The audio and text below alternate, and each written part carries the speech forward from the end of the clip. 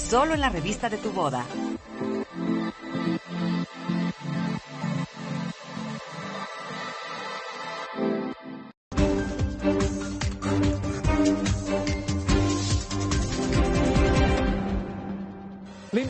Le invita a su servidor Javier Solórzano a que todas las noches en Heraldo Televisión esté con nosotros entre las 21 horas y las 22 horas del centro en Referente. Estamos informando, tratando de que usted tenga todas las piezas de este rompecabezas informativo cotidiano a través de Referente. Lo esperamos, Heraldo Televisión, Referente, 21 a 22 horas. Javier Solórzano. República H, con Sofía García. Una república que necesita saber cuál es el camino correcto. En República H te diremos qué pasa en cada rincón del país. ¿Qué pasa en tu estado? ¿Qué hace tu gobernador, presidente municipal o alcalde en materia de seguridad, salud, desarrollo, economía o servicios básicos para atender a su población?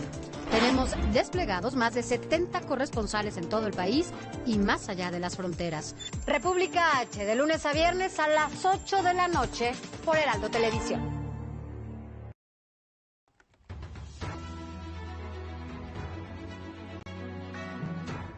Broadcasting live from Houston, from the space city to the world.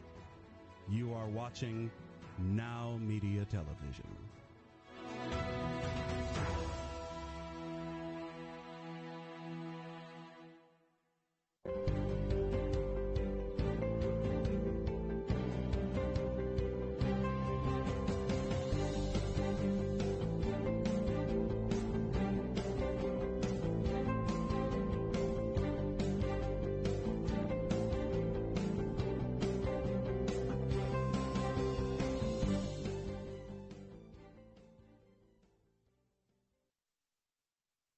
Hello and welcome. My name is Natalia, and on behalf of NowMedia Television, the first bilingual channel in the US, and myself, talking to everybody from Poland, I would want to welcome you to the special edition to the Legal Talk with Natalia. Today in Warsaw, we are having a beautiful day, and I'm going to talk about things that do connect with international travel and international understanding of things. I think that on sunny days like this one, everybody thinks, wow, traveling with children, that would be something amazing. What I'm going to discuss today is going to be what happens if we don't really follow the rules and make these international travels with children a nightmare for ourselves, for our partners, for the parents of these children, and for the children themselves. This is a special edition on the 1980 Hague Convention on Child Abduction, and we are going to talk on its impact on international child abduction in the abduction cases. And I specialize in this very field. I do child abductions as a lawyer and as a mediator, and I'll be your guide throughout this fascinating exploration. And I want to assure you that there is no other topic like this one that so profoundly affects families worldwide. Over the next 4 segments in today's program, we will delve into the key aspects of the Hague Convention, what it is, how the procedure works, how does mediation in these cases work, and what are the potential consequences that may arise when we are already in it. We will learn how this international treaty has been a beacon of hope for parents and children caught in distressing situations, and how it has worked to reunite families amidst complex legal challenges. Not only we will address the legal aspects, but also explore real-life stories and practical experience that will shed light on the importance of this convention. So get ready for an informative and emotionally charged program that will shed light on a critical topic in safeguarding children's rights and resolving family conflicts on an international scale. What we're going to be starting with is actually, and on the screen I'm seeing my best friend Carolina Marin Pedreño, who is also my colleague from another international organization. We share actually 2 international organizations, and this is a topic I'm going to be discussing further. This is a topic that really embraces a lot of emotions. Let me start with a practical example. Imagine you are living in an international family. The parents have either different citizenships or they have dual citizenships of two different countries. For example, Carolina is Spanish, but she's living in England, and her children are English. Carolina Marin Pedreño, whom we are seeing on the screen. She's a brilliant lady, being the Spanish lawyer and being the solicitor in England. And she specializes in the same field, and I'm going to go back to that again very soon. So imagine, we have this international family, and the family decides to go on holiday to the homeland of, let's say, the mother. And the mother, for example, being Polish, because this is my reality, this is what I deal with, legally leaves the country she lives in, let's say the United States, and goes to Poland, let's say for Christmas. This is a typical thing. I have seen it many times. She spends the Christmas with the family. The father couldn't make it because of other deadlines, other commitments. And after Christmas, the lady says, actually, I feel quite well here. The children are fine. I have my parents who are the perfect grandmother and grandfather for the children. I am going to stay. I'm not going back to the States. The situation that I have just described is a situation that is being called retention. And the situation that is actually also under the scope of the convention is the abduction. Abduction happens when, for example, you have two parents and a child or children, and one of the parents, without the consent of the other parents, takes children abroad, but not for vacation this time.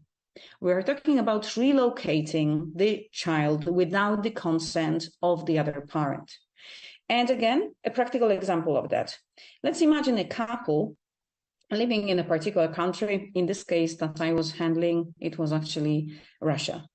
And the man became a lucrative contract in Poland. And he decided to move. I mean, the couple they were discussing moving over to Poland and staying here for the duration of the contract. What happened, though, is that this plan didn't go as planned.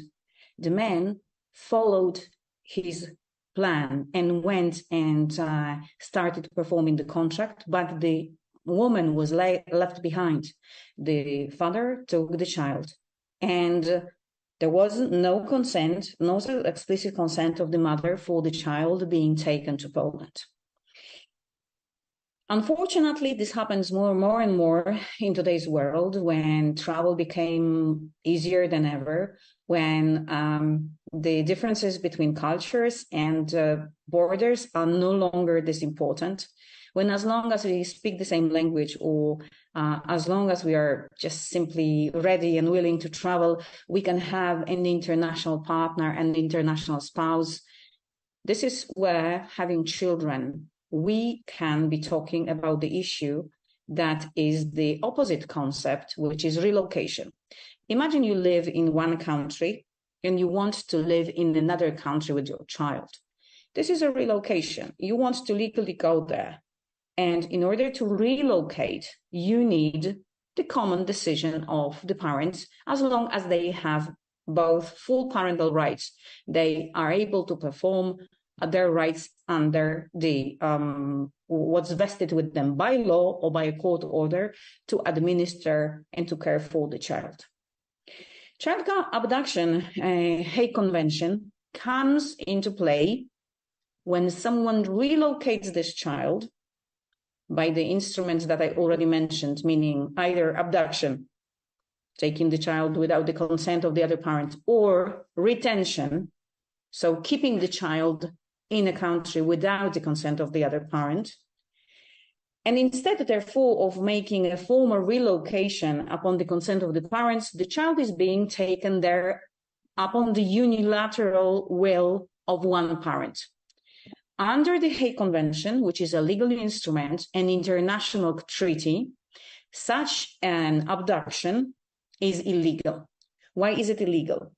Because the convention states clearly, whenever we have parents, guardians, sometimes there are even institutions that perform the rights over the children, have the right to decide over the children, and they are not consulted, they don't agree into relocating the child abroad, such an abduction or retention will be deemed illegal and therefore will give rise to the application of the Hague Convention.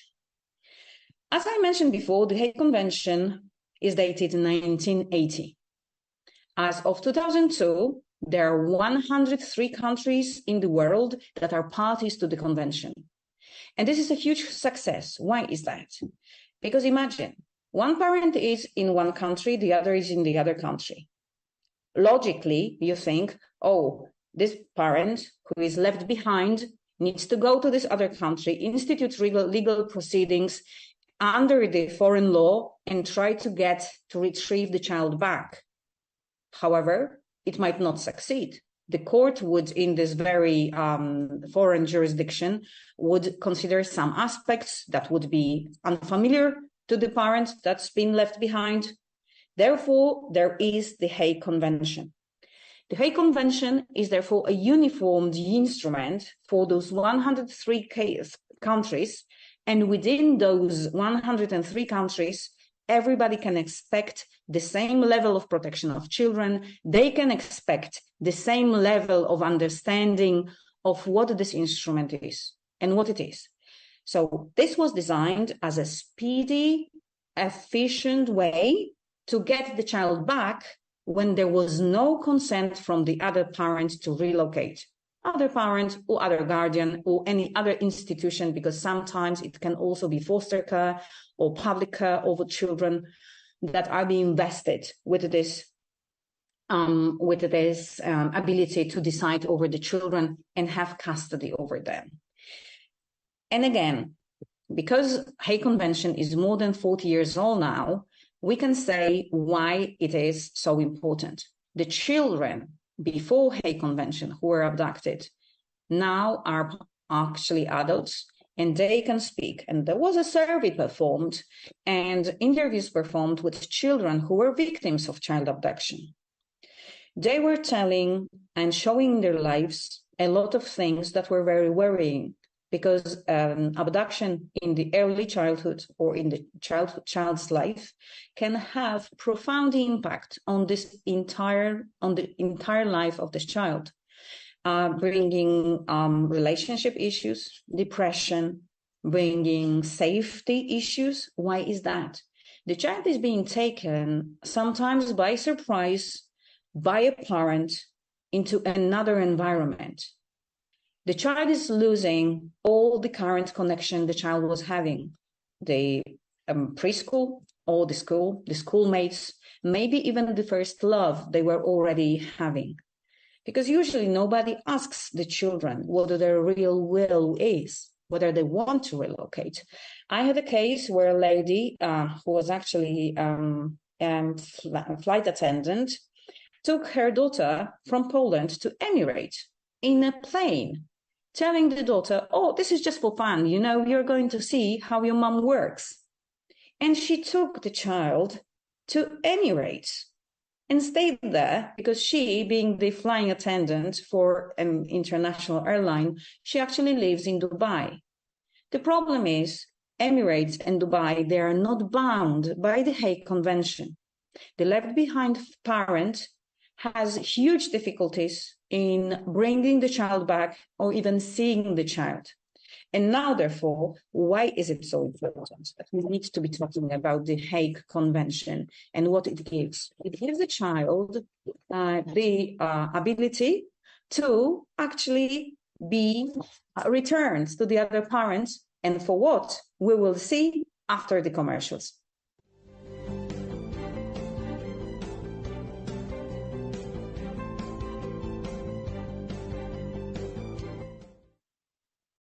What if you could feel in control of your retirement in just a few clicks? At aceyourretirement.org, you can. Start with a free 3-minute chat with Avo, your friendly digital retirement coach. Just answer some simple questions like, how do you feel about your ability to save for retirement?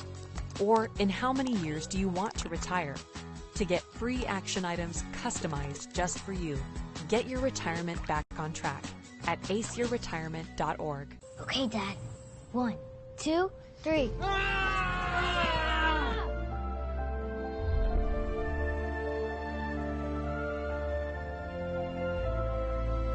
You saved me. Dad? Are you okay? I'm fine, dear. Your hero needs you now, and AARP is here to help. Find the care guides you need at aarp.org/caregiving. You are loved. You are valued. You are resilient.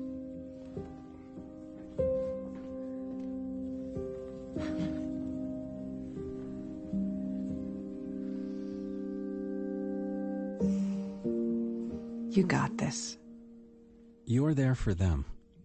We're here for you. Find free care guides at aarp.org/caregiving. There's so many rewards in life. You coming into our home was one of the greatest rewards we could have ever had. You know, it took 20 years, and I got my third child, who was 17 at the time.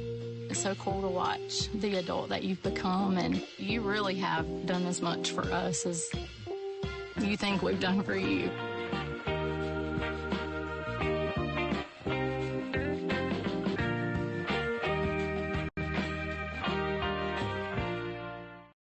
Oye, Lily dice que AT&T le da a todos las mejores ofertas. Minus the air quotes. Las mejores ofertas. No need to wink. Others say they give everyone a deal, but not everyone gets the best deal. Te lo dije, aquí las mejores ofertas son para todos con una variedad de planes. You were right. Is she always right? Always. En AT&T les damos a todos nuestras mejores ofertas en cada smartphone.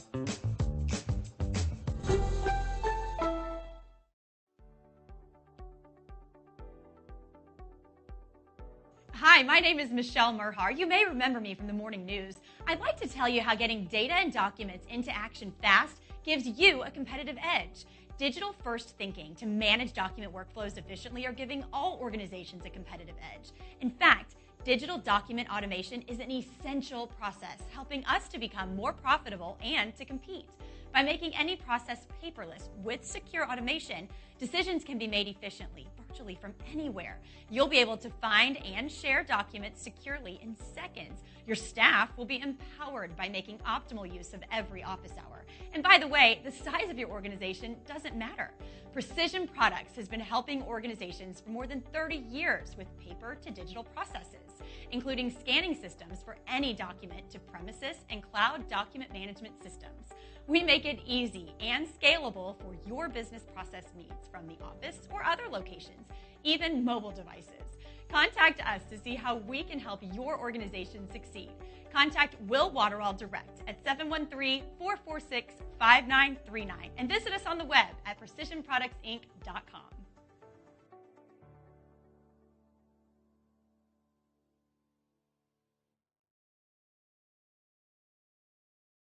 República H, con Sofía García.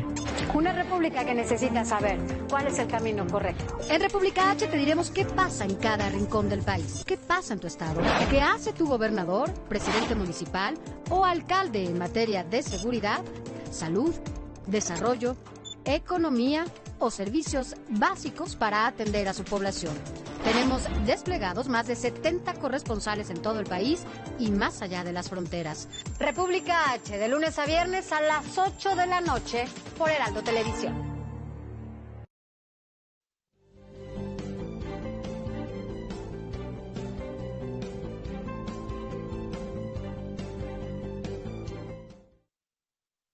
Welcome again after the break. And now it is my turn to continue on the Hague Convention on Child Abduction. 1980 Hague Convention on Child Abduction being the international instrument that is being used by the left-behind parent in case of illegal retention or illegal abduction of a child. What I also need to mention, and this is, I'll probably go back to that as well, this is also used for, and this is a very important thing, the parent that has a court order for visitation. And why it is so important? Let's talk about it. So imagine there is really the situation, I was already giving some examples, when the mother, let us say, decides to stay abroad after an international journey she performed. Usually it is Christmas. I've seen it so many times.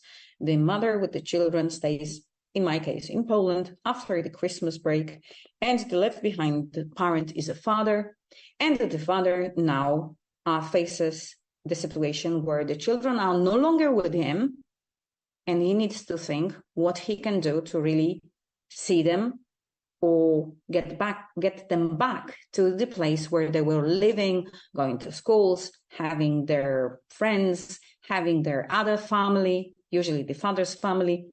This is where the Hague Convention comes into play. Why it is so important? Because it's been designed as an international instrument to make sure that the procedure to retrieve the child from the other country is so quick. Once again, as of 2022, there is 103 countries all over the world that are parties to the Hague Convention. So if you bear in mind that there is a little bit more than 197 countries all over the world, 103 countries being bound by the Hague Convention is really a huge number. And why then, again, the countries wanted to bound themselves by this instrument? Why they wanted to apply? Or why was it so important? Because children being separated from their parents, from their families, from their environment, suffer. Even if they are staying with the other parent, who might be their beloved parent in the world, taking them away from everything they knew, everybody else they loved, like friends, like other family, like all the customs, all the toys, or things they liked doing, all the hobbies, their pets. That's actually a traumatizing experience that can very much affect the future of the child. So imagine this left behind parent and children being in another country. The left behind parent will have the right to use the Hague Convention as a means of defense and also suing this other parent for return of the children. How do we do that? Because in Hague Convention is an international treaty, each country that is being a party to the convention, each of these 103, were obliged to appoint a special organ that is being called Central Authority. The Central Authority plays a very important role in the application of the Hague Convention. Why? Because they are like a speedy agent that is there to expedite the application of the convention, finding the children, and in ensuring the cooperation between the countries. So how do we do that? Again, this left behind father can contact the Hague Convention Central Authority in the country that he lives, or the children used to live, to get help from there, to get more information. However, when we already know where the child is, what we will do, we will contact the central authority in the country where the child actually is now. What it then and how it then helps. It helps the way that this other central authority is, first of all, ensuring the cooperation between the two countries, but also helps with application of this Hague Convention into the courts. Because after the central authority stage, there is a stage called the court procedure. The Hague Convention institutes a special, very speedy, very efficient Hague Convention procedure. In some countries, and this is, for example, Poland, we have specialized courts and specialized judges just to administer justice in the Hague Convention cases. Why? Because the convention enhances the countries, the actual governments, to ensure that the Hague procedure takes no more than 6 weeks. Out of the countries of which I know that they do apply that, there is definitely United Kingdom, the entire procedure will take place within 6 weeks, even with the second instance. And then there is Germany, for example. In other countries, it does take a little longer. However, still, this procedure is very efficient. So what do we do and how this procedure works? The Hague Convention ensures that this procedure should be not bearing unnecessary costs. Usually the parent will be employing their own lawyer. However, they will not be paying a court fee to enter into the court and to have this procedure. This procedure is a regular court procedure. However, it's being designed so that the hearings are being made very quickly and that this procedure is as informal as it can only be. However, there are still translation of documents involved, and however, there is still evidence. So whenever there is testimony, for example, of the parent or any members of the family, this can be done with a translator, with an interpreter. And please bear in mind that the pandemics had the effect on us that it taught us how to participate in different events online. So many of the countries that are parties to the Hague Convention ensure that the parent that is being left behind can participate in the Hague Convention proceedings online via a platform that is being used in this particular court system. For example, Poland uses Jitsi Meet, and my American clients in the Hague Convention cases didn't have any issues. They were just connecting. The issue is the time difference between Poland and some of the states that can, like the Washington state, there can be even 9 hours. So our daytime is actually time where there is already night for the left behind parent. Why and how do we do that? And why it is important? I already mentioned lawyers. Please bear in mind, you are probably going to be advised by 2 different sets of lawyers, or at least 2 different lawyers. The lawyer in your own country and the lawyer in the country that your child is in. And this other country's lawyers is going to be leading the procedure. And therefore, and this is why I already said that I would go back to Carolina Marin Pedreño, an international lawyer that I am, because there are international associations that gather lawyers that speak foreign languages, and they specialize in this very issue, like International Academy for Family Lawyers, which is American-based, and gathers English-speaking lawyers all over the world to help resolve cases like that, like child abduction all over the world. Or the other one, AIJUDEFA, where I'm also a founding member, together with my friend Carolina, which is the Spanish-speaking one. So Asociación de Juristas de Derecho de Familia is also an organization that helps parents find a proper lawyer to institute the proceedings and to get the child back. Please remember, this is a procedure when you are proving a very important issue. That first of all, you as a parent exercised your parental rights. Second, that the child had habitual residence in the country the child was being taken from. And that there wasn't your consent to the removal of the child. So these are the circumstances that you, as the left behind parent, requiring the child to come back to the country where the child was taken from. This is your burden of proof. This is what you're proving. The other parent, though, is proving that. And this is a special thing about the Hague Convention. There are certain exceptions to it, which I would want to be talking about. And in the meantime, I would also want you to know that this procedure, Hague Convention, also enhances mediation in it. And this is what I would want to be talking about after the break, which I would want to invite everybody to. And after the break, we will be talking about mediation, but also what are the defenses in the Hague Convention. So what can the parent, the abducting parent, do to say, sorry, this is legal, I'm not illegal here. Let me see you after the break.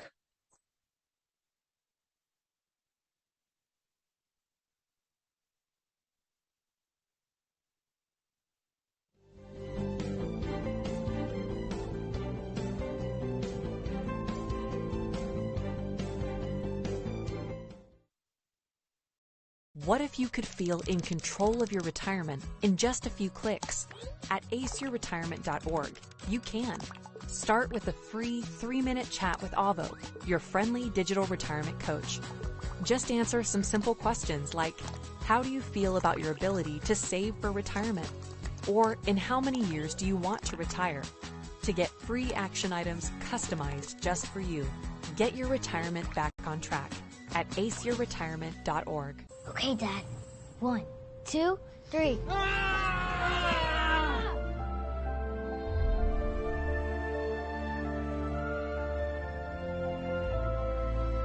You saved me. Dad? Are you okay? I'm fine, dear. Your hero needs you now, and AARP is here to help. Find the care guides you need at aarp.org/caregiving. You are loved. You are valued. You are resilient.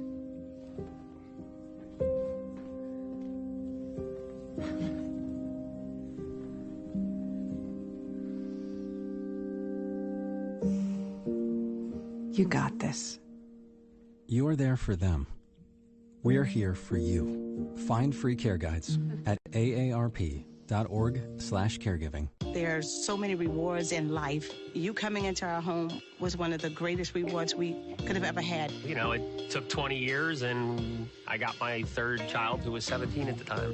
It's so cool to watch the adult that you've become, and you really have done as much for us as you think we've done for you.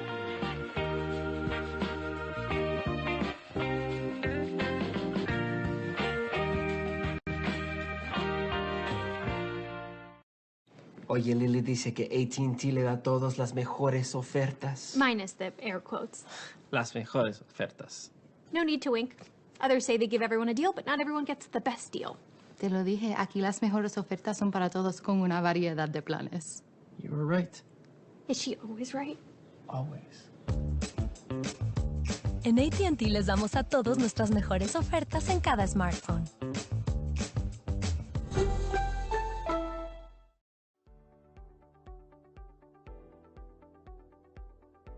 Hi, my name is Michelle Merhar. You may remember me from the morning news. I'd like to tell you how getting data and documents into action fast gives you a competitive edge.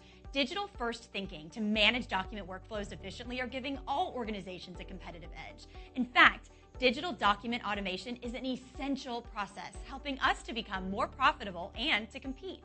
By making any process paperless with secure automation, decisions can be made efficiently, virtually from anywhere. You'll be able to find and share documents securely in seconds. Your staff will be empowered by making optimal use of every office hour. And by the way, the size of your organization doesn't matter.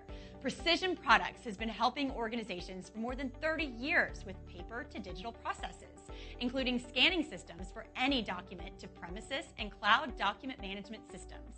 We make it easy and scalable for your business process needs from the office or other locations, even mobile devices. Contact us to see how we can help your organization succeed.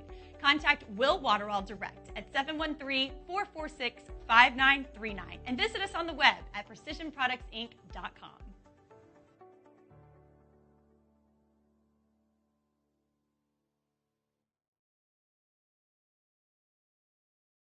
República H, con Sofía García.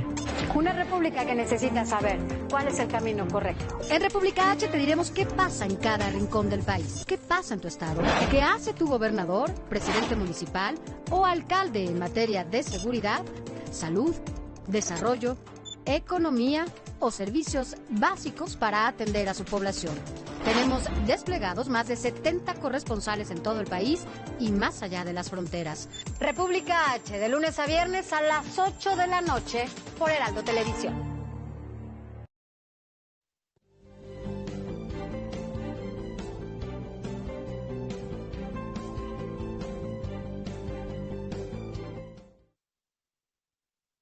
Welcome back after the break, and let me lead you through this fascinating journey on application of the Hague Convention and its consequences, and also on mediation that I'm going to be discussing.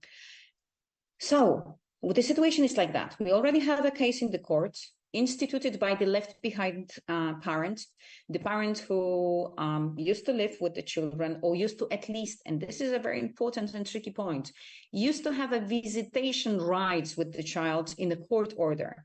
This parent who is left behind instituted this procedure in the foreign country. Imagine the left behind parent is in the States, and the country where the procedure is taking place is Poland, because this is where the mother with the children are.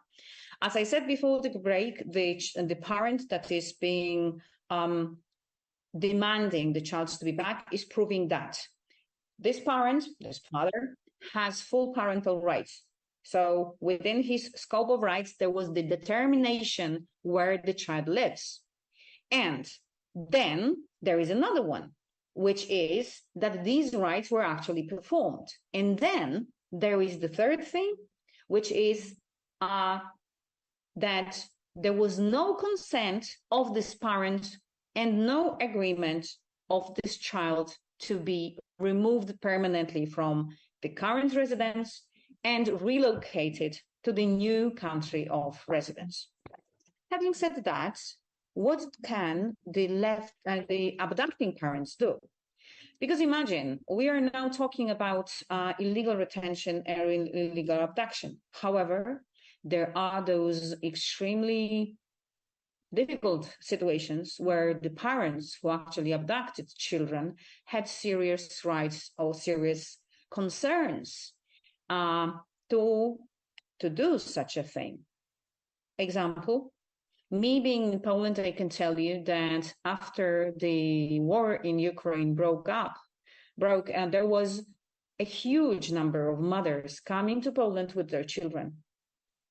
Obviously, not all of them had written consents of their husbands, of the fathers, to relocate children to Poland. However, these mothers did have good grounds to do so. So let's talk about defenses that the abducting parents can use. The abducting parents can use the defense that this parent, the left behind parent, was not performing the parental rights, or actually don't even have them. The abducting parents can claim that the other parent consented to the children being relocated. And this consent could either take place already when the children were being removed from the previous residence, or that these children got this consent of the parents after the abduction or retention. What else can they prove? They can also prove, and this is a very serious exception, that the situation in the child, if the child is being taken to the country, back to the country from where the child was taken, would be against the human rights standards. This is Article 20 of the Convention. However, the mostly used excuse and exception to the application of the Convention are actually two cases, two instances. One of them is that the child the parent who is trying to get the children back was not diligent enough and did not file the application within a year from where the child was abducted. And if so, the child could have already liked the new environment and could have actually stayed there and wanted to stay there. So this is, again, this thing. And there is another thing, and this is Article 13b of the Convention. And this has huge jurisprudence all over the world, because it says that the child will not be returned by the court order when there is such a situation that this relocation back, the order returning the child back, would place the child under the grave risk of psychological or physical harm, or in other way put the child into intolerable situation. And of course, that gives rise to many factual circumstances that can be described. What can be a grave risk of psychological or physical harm? This is, for example, when there was family violence. However, this family violence needs to exist prior to the abduction. Many parents claim the violence only when the child abduction happened. There is no trace of family violence before the abduction. And this is wrong. That might be an invalid defense under The Hague. What else? You can also claim that there is this intolerable situation. And in here, I want to say that there is another instrument within Europe that we apply.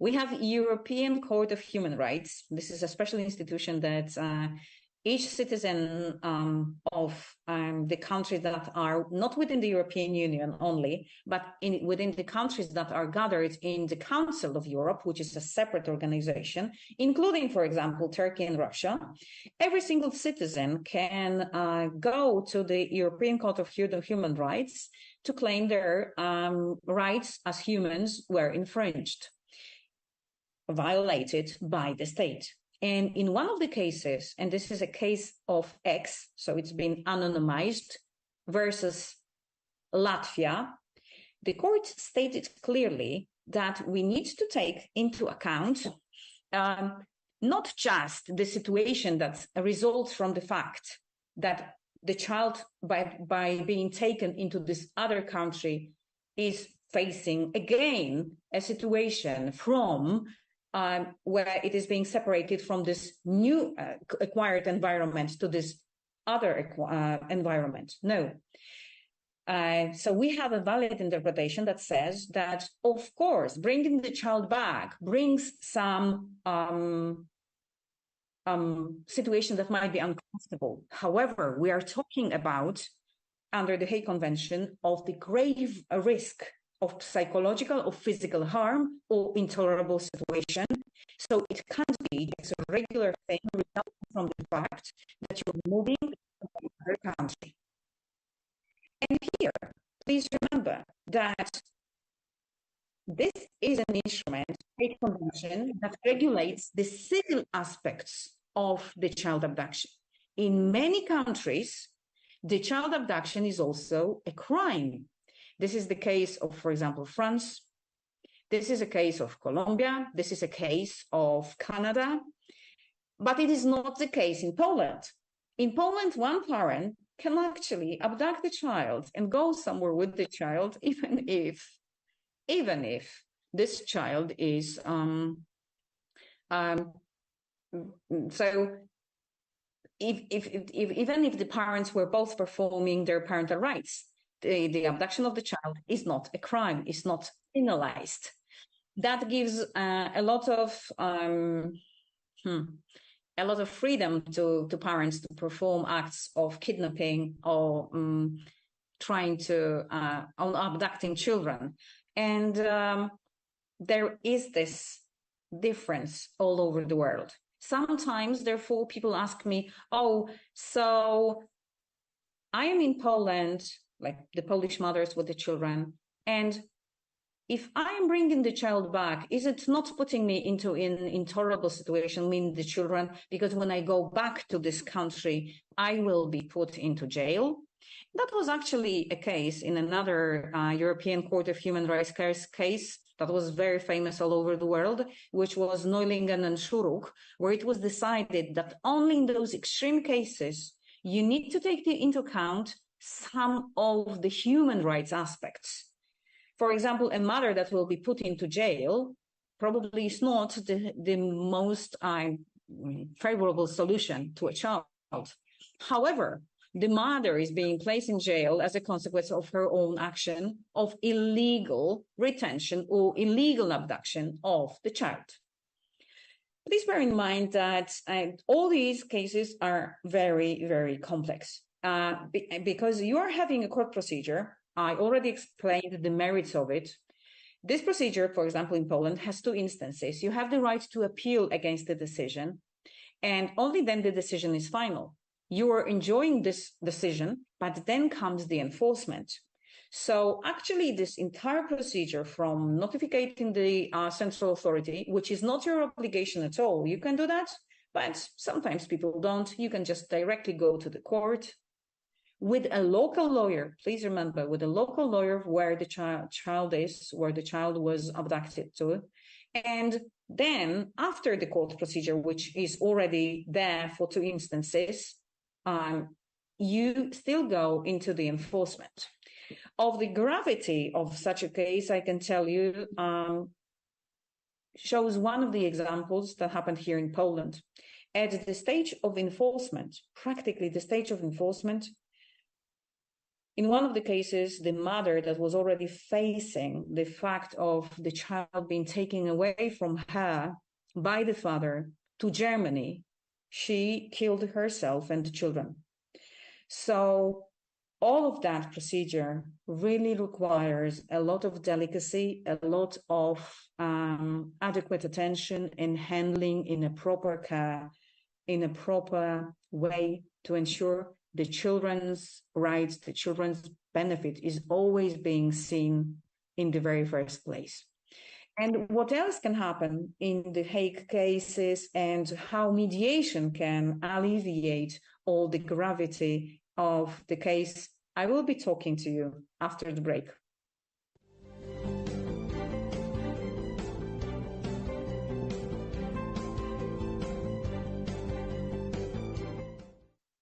When I was in foster care, I never knew when I would have to move, so I always had my suitcase ready to go. Then one day, I was adopted. My new parents opened their hearts and home to me. My parents cook my favorite breakfast for me every morning. My parents take me on trips I never thought I would go on. They gave me a home and an even better reason to use that suitcase. My parents aren't perfect, but they're perfect for me.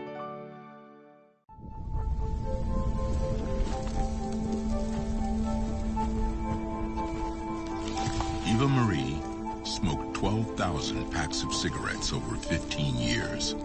She quit, and now there's a new lung cancer screening that could save her life.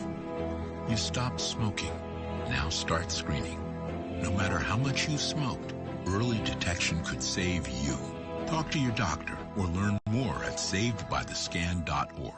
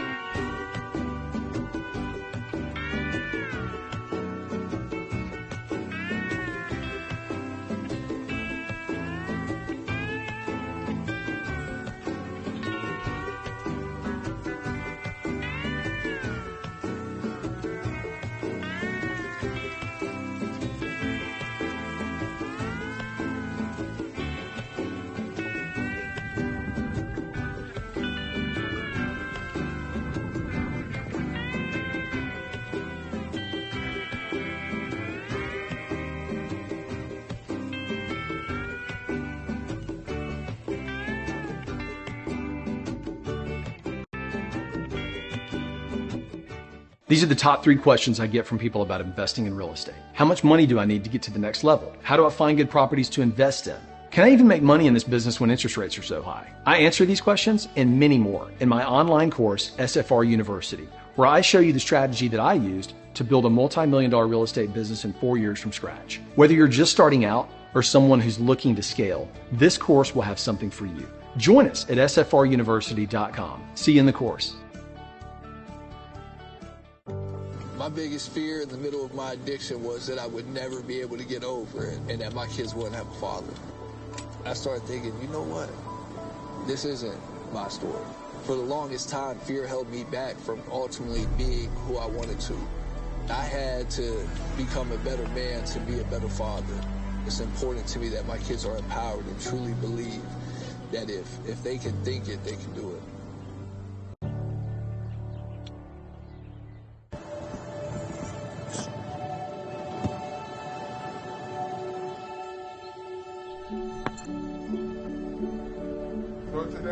I don't remember how it started.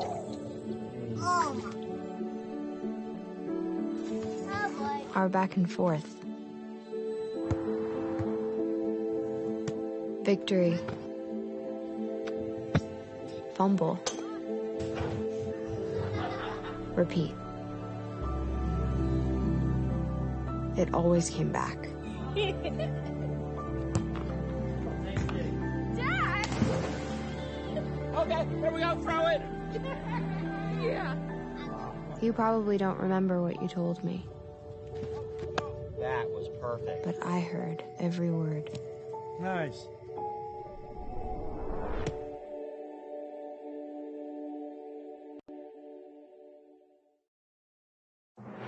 The best bilingual news, business talk, and technology content 24 hours a day, 7 days a week. You are watching NowMedia Television, the first bilingual media network in the United States.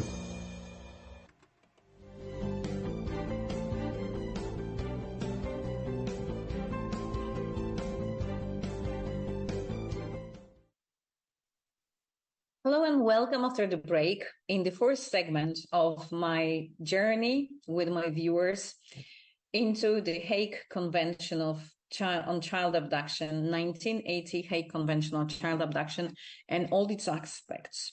We've already been covering 3 segments of it when we will have been talking about the procedure, the role of central authority, and now there comes the time, how can we solve this problem in a way that is not being so hurtful, that is actually placing the child into the center of this entire matter. I want to talk about mediation, therefore, but before I do that, I also want to tell you about an element of the court procedure in The Hague that is very important. The Hague promotes the voice of children in the Hague cases. Whenever it is possible, the judge should be talking to children what their real wish is. And whenever the child knows with the appropriate discern what this wish is and not fulfills the parents' wishes, this or other parent, then this voice of the child can also have a prevailing role in the Hague Convention cases. So the Hague Convention judges here in Poland, but also I know in England, I know in Germany, they are being trained in this very delicate art of speaking to even very little children. In Germany, the judges speak to children as young as 2 or 3 years old, especially if they're accompanied by a sibling that's, for example, 5 years old. Then the children are together. This hearing to the voice of children usually takes place separately. This is just the judge, sometimes the child psychologist too, and the children. Unfortunately, sometimes there needs to be an interpreter, but the judges know the psychology of children to the extent to know how to ask questions, how to ask about things that are important to children.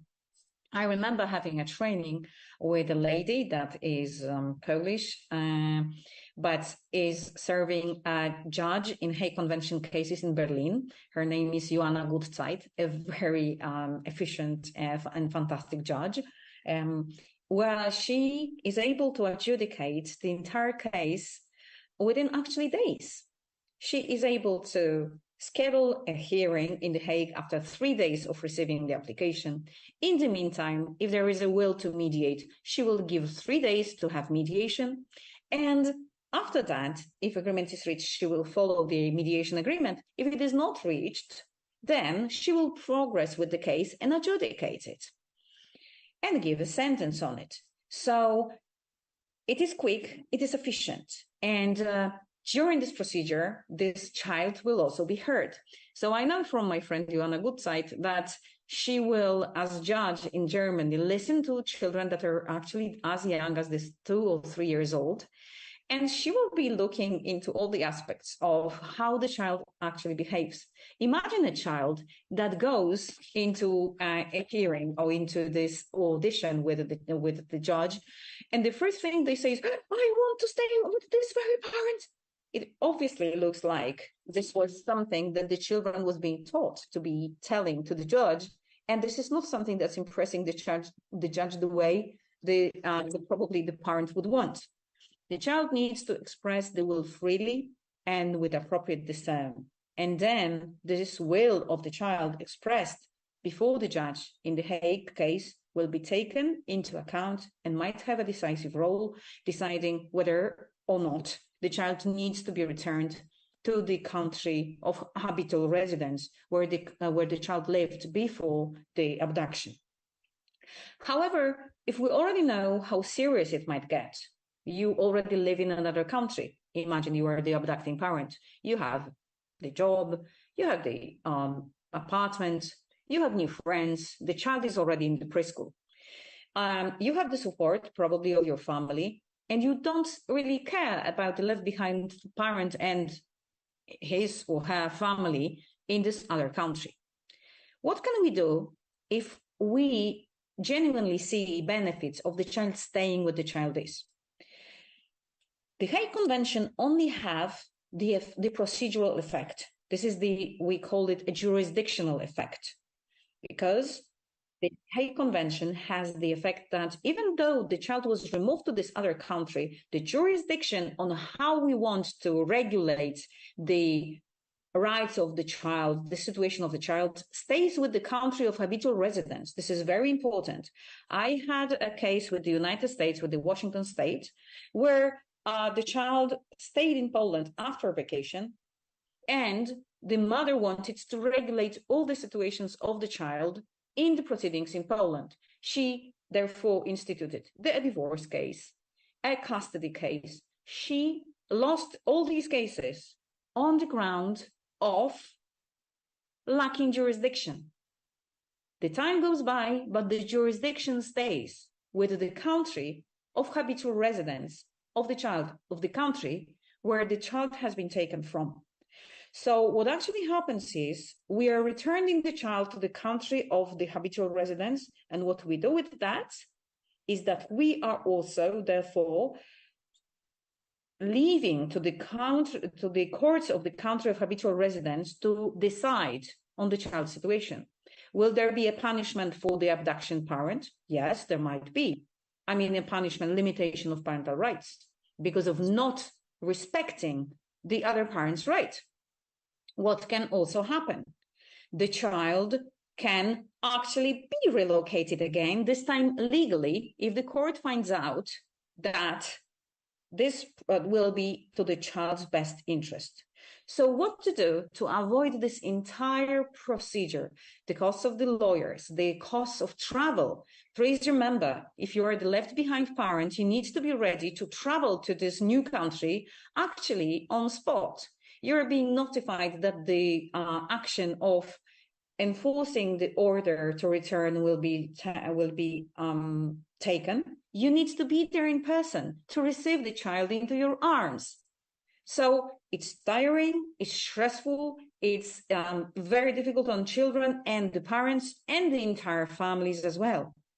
How can we avoid that? We can go into mediation. What's the benefit of mediation? We can regulate all the issues of the child, not just the issues that are stemming from the abduction, where the child will live, whether we stay the child in the country that the child is in, or we return it. No, we can regulate anew the entire family situation. Why is it so beneficial?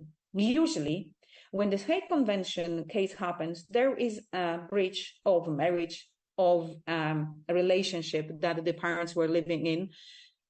And it's either already happened, and this is why the abduction takes place, or it is happening as a result of the abduction or retention. Why is that?